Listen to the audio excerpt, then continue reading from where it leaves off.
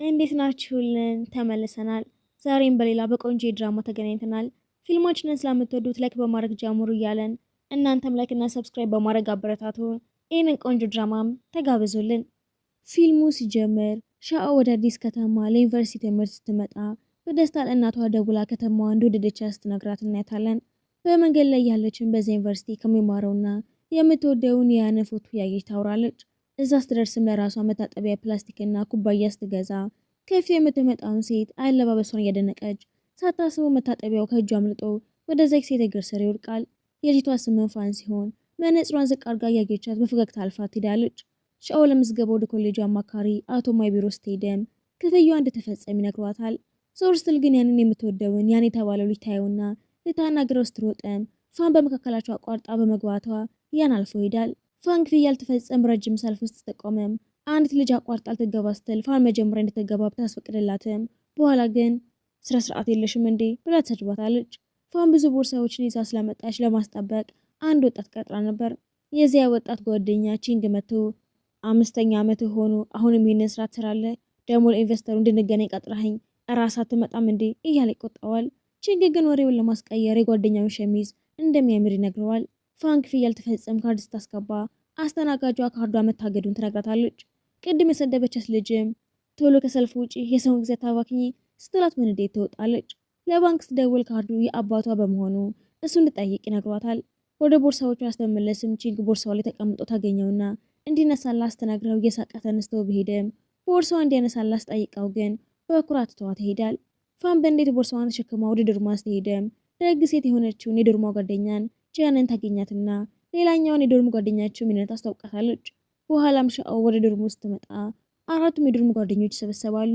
ሚኔ የፋን እቃዎችን አይታ እነዚህ እኮ በጣም ውድ ብራንዶች ናቸው፣ እስክሪብቶ አንስታይ ደግሞ ይሄ እኮ የመኪና ያህል ውድ የሆነ እስክሪብቶ ነው ስትላት ፋን አባቷ ከሀገር ውጭ እንዳዘዘላት አስታውሳ እንደዚህ አይነት ውድ እስክሪብቶ የሚገዛ ሰው ትክክለኛው ጅል ብቻ ነው። ሚንም ህይወቱ ማለት ይችናት፣ የሚፈልገው ያጣዋል፣ ያገኘው ደግሞ ዋጋ አይሰጠውም። ፋን ክፍያ ሳልፈጸመ የተጨንቃ ያንን ውድ እስክሪብቶ ለመሸጥ በኢንተርኔት ላይ ትለቀዋለች። እናቷም ደውላ አባቷ ዛሬ እንደሚያገባና ደውላ ደስተኛ መስላ እንድታናግረው ትነግራታለች። እሷም ለአባቷ ደውላ መልካም ምኞት በመግለጽም ለሙሽሪት ስጦታ ከእንግዶች ጠረጴዛ ስር እንዳስቀመጠ ትነግረዋለች። አባቷ ደስ ብሎት ቢከፍተውም ስጦታው ግን የተበላሹ አሮጌ ጫማዎች ነበሩ። በዚህ ምክንያት አባቷ የእንጀራ እናቷ ፊት ያፍራሉ። እናቷን በእንዴት ትቆጣታለች። ፋን ግን አባቴን አልወደውም፣ አንቺ ከፍተሽ ገና አጭር ጊዜ ሆኖት ያቺ ሴት እንዴት የ3 ወር እርጉዝ ትሆናለች ብላ ትመልሳታለች። በነጋታው ሻኦ ያንን አይታ ሰላም ልትለው እጇን ብትዘረጋም እሱ ግን እንዳላያት አልፎ ሲሄድም በጣም ታዝናለች። በዶርሞ ውስጥ ፋን ልብሷን በልብስ ማጠቢያ ስታስገባ ሌሎች ሴቶች ደግሞ ጫማቸውን ሲያጥቡ አይታ ተናዳ ትመልሳለች። ጃይ መብራት ቢል እንክፈል ስትልም ፋን ደግሞ በመጀመሪያ ቀን ሙቅ ውሃ አቋርጠው እንዴት ቢል ይጠይቃሉ ብላ ተከራከርና አፓርታማ ለመከራየት ስትሄድም ከቺንግ ጋር አንድ አፓርታማ ላይ ይገናኛሉ።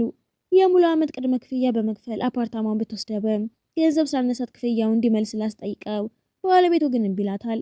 አማራጭ ስላልነበራትም አፓርታማውን ለቺንግ ትሰጠዋለች። ቺንግ ግን ቦታውን ለቢሮ ስራ ሊጠቀምበት ስላልቻለ ተናዶ ገንዘቡን በማባካኑ ያንን ውድ እስክሪብቶ ሰጥታው ነገሩን ያስተካክለዋል። በቀጣይ ቀንም ጠዋት ሁሉም ተማሪዎች ለወታደራዊ ልምምድ ወደ አንድ ቦታ ይሄዳሉ። ከረጅም ልምምድ በኋላም የሚሰጣቸው ምግብ አልጣፍጣቸውም ነበር። በዛው ሰዓትም ሻኦና ጓደኞቹ የሚበሉት ጠፍቶ የተጨነቁ ያለ ያን ድንገት ይመጣና ምግብ ያመጣላቸዋል። የሻኦ ጓደኞችም ያለ አንቺ ምንሽ ነው ፍቅረኛሽ ነው እንዴ እያሉ ሲያፌዙባት፣ እሷ ደግሞ በደስታ አረ ከሱ ጋር ባጋጣሚ ነው አንድ ዩኒቨርሲቲ የገባ ነው ብላ እውነቱን ትደብቃቸዋለች። ያን በዛው ምሽትም ደውሎላት ከኔ ጋር አብረሽ ነይ። በቀጣዩ ቀንም ያን የልደትና የፍቅር ጥያቄ ዝግጅት አዘጋጅቶ ሁሉም ተሰብስበው ያለ ሻኦና ጓደኞቿ ያን በእርግጠኝነት የፍቅር ጥያቄ ሊያቀርብላት ነው ብሎ በደስታ ሲጠብቁ፣ እሱ ግን በሁሉም ፊት ለፋን የፍቅር ጥያቄ ያቀርብላታል። ሻኦ በጣም ደንግጣ አይኗ በእንባ ይሞላል። ፋን ግን የሻኦን ስሜት ተረታ ምንም ሳትመልስለት እጇን ይዛ ትወጣለች። በኋላም ፋንና ጓደኞቿ ለሻኦ የልደት ድግስ አዘጋጅተው ያጽናኗታል። በሌላ በኩል ሚን ከፈረንሳይ ሀገር ፍቅረኛዋ እንደመጣ ነግራቸው እሱ ልታገኘው ካፌ ስትሄድም እሱም ሳይመጣ ይቀራል። የካፌ አስተናጋጅ ጠረጴዛውን እንድትለቅ ጠይቃትና ሚን በንዴት ትጣለዋለች። ወደ መታጠቢያ ቤት ገብታም ለፍቅረኛዋ ስትደውል ስልኩን ይዘጋዋል። እሷም ያልቀሰች ስትወጣ አስተናጋጁ ለጽናት ቢሞክረም በንዴት ጥላው ትወጣለች። መንገድ ላይም ጂሙ ከተባለ ቅርጫት ኳስ ተጫዋች ጋር ተጋጭታ እግሯ ሲጎዳ እውነተኛ ፍቅሬን አግኝቻለሁ ብላ ጂሙ መከተል ትጀምራለች።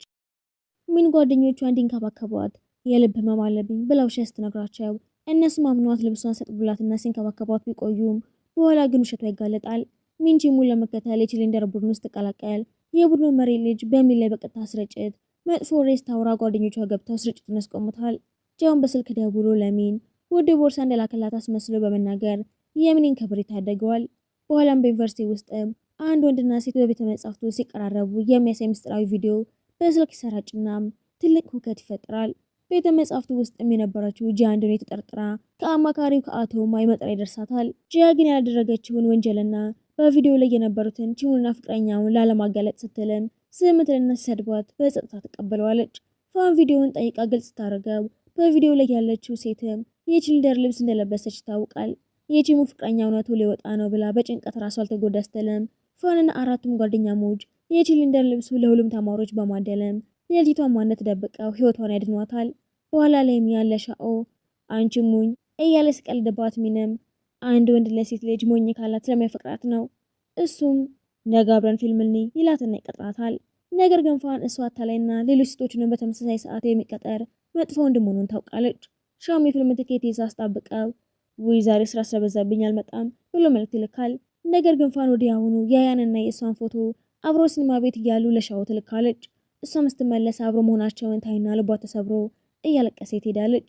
ፋን ወደ ዶርም ስትመለስም ሻው በንዴት ያለን ምን ያህል አስፈላጊ እንደሆነ እያወቅሽ ለምን ከሱ ጋር ቀጥሮ ትሄጃለሽ ብላ ስትጮህባት እባክሽ ላስረዳሽ እሱ ምን አይነት መጥፎ ሰው እንደሆነ አታውቂም ብላ እውነቱን ታስረዳ ትሞክራለች። እሷም እሷ አታላይ መሆኑን ለማሳየት የተሰራችውን ስራ እሷን ለማስቀናት ያደረገችው መስራት ትጣላታለች። ሻው እያለቀሰችም እኔ ላለፉት 3 ዓመታት የወደድኩት ሞኝ እንደሆንኩኝ ያውቃለሁ። እናቴ ሳትወድ ወደዚህ ዩኒቨርሲቲ የመጣሁት ለሱ ብዬ ነው። አሁን ግን እየተጎዳው ነው ብላ እያዘነች ትሄዳለች። ፋንም ማዝና ወደ ቺንግ በመሄድም በሰው ህይወት ውስጥ ጣልቃ መግባት እንደሌለባት እንደተረዳች ትነግረዋለች። ቺንግ ግን ምንም የተሳሳተ ነገር አላደረግሽም፣ ባታደርጊው ኖሮ ጓደኛሽ የበለጠ ትጎዳ ነበር ብሎ ያጽናናታል። በሌላ በኩል ሻው ከአማካሪው ከአቶ ማይ ጋር ስታወራ እናቷ ፍቅረኛ እንዳገኘችና ለእሷ ስትል ግን ግንኙነቷ ልታቋርጥ እንደሆነ ትሰማለች። አቶ ማይም እናትሽ ደስተኛ እንድትሆን ለምን አትፈቅጂላትም? ስላት እሷን ፋን ለእሷ የተጨነቀችበትን መንገድ በመረዳት ከእናቷ ጋር ተገናኝታ ደስተኛ ከሆንሽ እኔም ደስተኛ ነኝ፣ ህይወትሽን ኑሪ፣ በእኔ ምክንያት የፈለግሽውን ነገር ከማድረግ ወደ ኋላ አትበይ። እናቷም ይህንን ስትሰማ ወደ ዶርም መታ ፋንን ታገኛትና ሻው ሁልጊዜ ስለ አንቺ ደግነት ታወራኛለች ብላ ስታመሰግናት በሁለቱ ጓደኛሞች መካከል ያለው ጸብ ይበርዳል። በቀጣይ ቀንም ሻው አዲስ ስራ ለመቀጠር ስትሄድም የሞሌ የምትባል ሴት ትረዳታለች። በኋላ ግን ሞሌ የአቶ ማይ ፍቅረኛ መሆኗ ይታወቃል። እሱም ለእሷና ጓደኞቿን ከሞሌ ጋር አስተዋውቆ እሷን ለማግኘት የቸገረበትን የድሮ የፍቅር ታሪኩን ይነግራቸዋል። ሁለቱም በደስታ ለረጅም ጊዜ አብረው የቆዩ መሆናቸውን ይነግራቸዋል። በኋላ ላይ ግን ፋን ሞሌን ከሌላ ወንድ ጋር አይታት ለእነሱ ስትነግራቸው ሻኦላን ግን በመጀመሪያ ባታምናትም በኋላ ግን ራሷ ሞሌን ከሌላ ወንድ ጋራ እጅ ለእጅ ተያይዛ ፊልም ቤት ስታያት በድንጋጤ እየሮጠች ሄዳ ታስቆማታለች። ሞሌ ግን አቶ ማይን ወደዋለሁ ነገሩ ራስ ያስተካክለዋለሁ ብላ እንድትደብቅላት ትለምናታለች። ነገር ግን እሱም ለሞሌ ጋብቻ ጥያቄ በቅርብላትም ጥያቄው ሳትቀበለው ትቀራለች።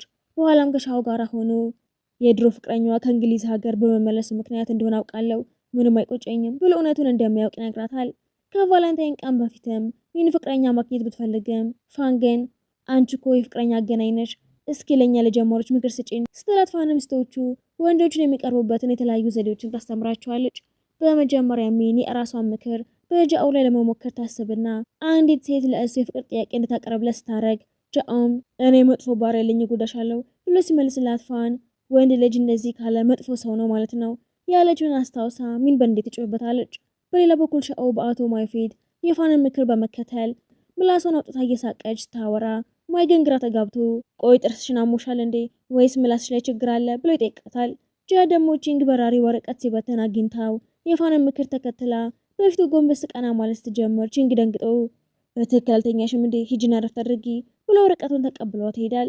ሚንና ጂያ በመጨረሻም ሲነጋገሩ ስትጨቃጨቂ ደስታ ያለሽ ስላት የሚንቀረብትልና እሱም ሲጣጋት ደንግጣ ትሮጣለች።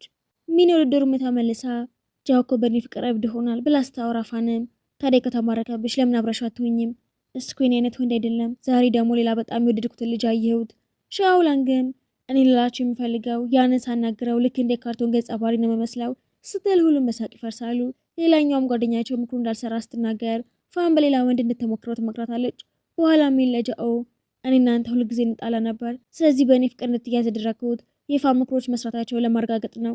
አሁን ደግሞ ሌላ የምወደው ልጅ ለማስቀናት ከኔ ፍቅር የያዘ ወንድ ያስፈልገኛል ስትል ጃኦ እሺ ያ በእንደዚህ አይነት ፍቅር ያበደ ወንድ እኔ ነኝ ማለት ነው። እሱ አስቀድሞ የወዳ ስለነበረን በዳንስ ትርኢቷ ላይ አቅፎ የፍቅር ጥያቄ አቅርቦላት እሺ ትለዋለች። በኋላም ፋን ሻኦ የጥሪ አገልግሎት ስራ ጀምራ ከአንድ የአረጋውያን መንከባከቢያ ማዕከል ጥሪ ይደርሳታል። ቺንግጆና ሊዮንግም ከአረጋውያኑ ጋር ቁማር መሰል ጨዋታ በመጫወታቸው እሷም እኛ የመጣ ነው እዚህ ያሉትን አረጋውያን ለማዝናናት ነው ወይስ ቁማር ታጫውቷቸው ብላ ትቆጣቸዋለች።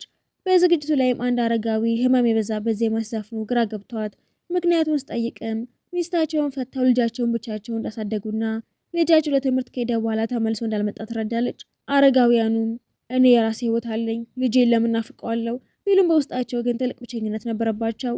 በዛው አጋጣሚ የሚፋን አባት እሷን ለመጠየቅ ይመጣና ስታገኘው ለአባቷም እዚያ አንድ አረጋዊ ያየው እንዳንተ አይነት ናቸው ብቻቸውን ይኖራሉ። አባቴ አንተም አንድ ቀን ደሳቸው እንድትሆን አልፈልግም።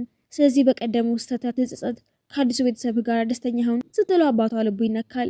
በማግስቱም አረጋውያኑን ተንከባክበው በደስታ ተመልሰው ይሄዳሉ። በድግስ ላይ ፋን ሻኦ ቺንና ቺንግን አብረው ስታያቸው ብቻዋን ትወጣለች። ቺንግ ተከትሏት መቶ ፋንም ጃኮ ትወድሃለች። በማግስቱም ቺንግም በዛ ምሽት ያልሽ ነገር እውነት ነው? እውነት ነው። መልስ ንገረኝና ለጂያ ንገራት። እኔ እኮ አንቺ የራስሽን ስሜት እየነገርሽ መስሎኝ ነበር ብሎ በድንገት ይጠጋታል። በሌላ በኩል የሚል እናት በካንሰር ታማ እናቷ አንድ ቀን ብቻሽን የምትሄጅበት ረጅም መንገድ ይጠብቅሻል። እናትሽ በቅርቡ ይህንን ዓለም ጥላ ልትሄድ ነው ስታት በድንጋጤ ታያታለች። እናቷም በሽታው አልከበደኝም፣ ከበድ ያለኝ ግን እንዳላወቀ በመምሰል በባሌና በልጄ ፊት አክት ማድረግ ነው። አሁንም ቢሆን የልጄን ምረቃ ማየት ፈልግ ነበር፣ ሰርጓን ማየት ፈልግ ነበር ስትል ሚን እያለቀሰች እኔ ሁል ጊዜ ከአንቺ ጋር ሆናለሁ። እናቷ ካረፈች በኋላም ጓደኞቿ በምግብ ቤት ውስጥም ሚን የምትወዳቸው ምግቦች ሲያዙ እኔ እስካሁን እናቴ ምን አይነት ምግብ እንደምትወድ እንኳን ጠይቀት አላውቅም ብላ ታዝናለች። በሌላ በኩል ጃ ከጃስቲን ከተባለ ድርጅት ጋር መስራት ትጀምራለች። መልእክት ሲላላኩ ዴር መስሏትም ግጥሙን አሁን አነበብኩት፣ ነገር ግን ያን ያህል ጥሩ ሆኖ አላገኘሁትም ስትል ራሱ ጃስቲን እሺ ስለዚህ ጉዳይ ከጃስቲን ጋር መካከራለሁ። ለመሆኑ በዚህ ምሽት ለምን ውጭ ሆንሽ? እሷም ስራ በዝቶባት እንደነበረ ትነግረዋለች። ማታ ዘግይታ በመመለሷ ሻኦ በዚህ በኩል ሌሊት ምን እየሰራሽ ነው? በስራ ምክንያት የግል ህይወቴን ትኩረት መስጠት አልቻልኩም። ዛሬ ማታ እናቴ ልታይ መታ ፈልገኝ ነበር፣ ነገር ግን ምክንያት ፈጥሬ ያሰናበትኳት። ስለዚህ ነገር በቅርቡ እናትሽ ልታናግራት ይገባል። አው እስከዚያው የሚነግርባትን መንገድ ይፈልጋለሁ። በማግስቱም ፋን ጂያ ምን አይነት ስራ እየሰራች ነው?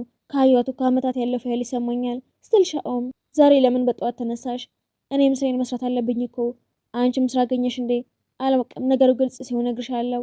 ጂያ እናቷን ስታገኛትም ቁርስ አምጥቼልሽ ነበር ብትልም እናቷ ይሄ በጣም ዘይት ያለው ነው፣ ለእኔ አይሆንም። ትናንት ማታ ስንት ሰዓት ነው ወደ ቤት ሄድሽው? ልምምድ ስላለብኝ ብዙ ጊዜ አላገኝም። እናቷ ስለፈተናው በ3 ነጥብ መውደቅሽን ስታውቂ ምን ያህል እንደተሰማሽ አውቃለሁ ስትላት አስቸኳይ ስብሰባ ስለመጣባት አሁን ስብሰባ ስላለብኝ እዛ መሄዴ በጣም አስፈላጊ ነው፣ ስለዚህ ማታ እንገናኛለን ብላ ትወጣለች። ወደ ድርጅቱ ሄዳም ተዋናዩን በማሳመኗ አለቃዋ ያመሰግናታል። ጃን ለአለቃዋ እኔ አሁን በዶርም ስለማድርና ማታ ዘግቼ ስመጣ አብሮኝ የሚያድሩት ስለሚነቁ ማታ ማታ በድርጅቱ ክፍል ማደር እችላለሁ ስትል አለቃዋ ከስራ ባልደረባው ጋር እንድትቆይ ፍቅድላታል። እሷም ለባልደረባዋ በአፓርታማሽ ውስጥ ክፍት ክፍል እንዳለ ካለቃው ሰማው ስትላትም እዛ ልትኖሪ ነው? አዎ በዝግጅቱ ቀረጻ ምክንያት ትርፍ ሰዓት ስለምሰራ ሁል ጊዜ ማታ ዘግቼ ነው የምመለሰው። የክፍሉን የቁልፍ ሚስጥር በመልእክት ልክልሻለሁ በቃ ትላታለች። በሌላ በኩል እናቷ ፈተናው እንዳልተፈተነችና በልምምድ ስራ ቦታ ላይ እንደሌለች አውቃ በእንዴት ዶርም ትመጣለች። ጂያም እዛ ምን ልታደርጊ መጣሽ ስትላት እናቷ ለምን ታታለኛለሽ እያለች የጀስቲንን ፎቶዎችን ያሉበትን ሳጥን በእንዴት ከፍተራ ትጥለዋለች። አንቺም እንደሌሎቹ ሞኝ ተዋናያንና ዝነኞችን እያየሽ እያበድሽ ነው። ወዴት አቅጣጫ እየሄድሽ ነው? ያ ፈተናሽስ ምን ሆነ? የነገርሽኝስ የልምምድ ስራ ምን ሆነ? እንዴት በፊቴ ያለምንም ማሰብ ታታለኛለሽ? በቤቴ በርካታ ተማሪዎችን አስተምሬያለሁ፣ ነገር ግን ለልጄ ጥሩ ትምህርት መስጠት አልቻልኩም። አንቺ የማትወጂውን ነገር እኔ መውደድ የለብኝም እኮ። አንቺ ስህተት ነው ብለሽ የምታስቢውን እኔ ትክክል ነው ብዬ ማሰብ አልችልም። በቤት ውስጥም ሆንሽ በትምህርት ቤት ተመሳሳይ ጨካኝ ነበርሽ። የክፍሌ ተማሪዎች በሙሉ አንቺን ይፈሩሽ ነበር፣ እኔን የሚጠሉኝ ነበር። ጄስቲን ለምን መውደድ እንደጀመርኩኝ ታውቂያለሽ? ማንም ሰው ባላናገረኝ ጊዜ የእሱን ስራዎች ነበር አየነበረው። አንቺ ሁል ጊዜ በአንቺ በኩል የተቀመጡትን ግቦችን እንድፈጽም ብቻ ታደርግኛለሽ። ነገር ግን እኔ ምን መስራት እንደምፈልግ ጠይቀሽኝ አታውቂም። እኔ ይህንን ስራ ወደዋለሁ በማለት ጥላት ትወጣለች። የስራ ባልደረባዋ በሩን ሳልከፈተችላት ውጪ ስትቀመጥ ጀስቲን ወሬውን ሰምቶ ይጨነቃል። ሚን እናቷን ስታረጋጋት ፋን ብትደውልላትም ባለማንሳቷ እናቷም ጭንቀት ውስጥ ትገባለች። እናቷ ተጨንቃል ትፈልጋ ስትወጣ ጃስቲንን አግኝታ መንገዱን ይጠቁማታል። ይዛት በመሄድ ስለ ስራው ከተረዳች በኋላ ሙሉ ድጋፏንና ፍቅሯን ትሰጣታለች። በሌላ በኩል ፋን ምንም አይነት ስራ ማግኘት ስላልቻለች ሱቅ ብትከፍትም ባለመሳካቱ ይዘጋል። ሀዘኗን ለቺንግ ስትነግረው እሱም እኛን ለምን አትቀላቀይም? በችሎታሽ ልትረጂን ትችያለሽ ብሎ በቡድናቸው እንድትሰራ ያደርጋታል።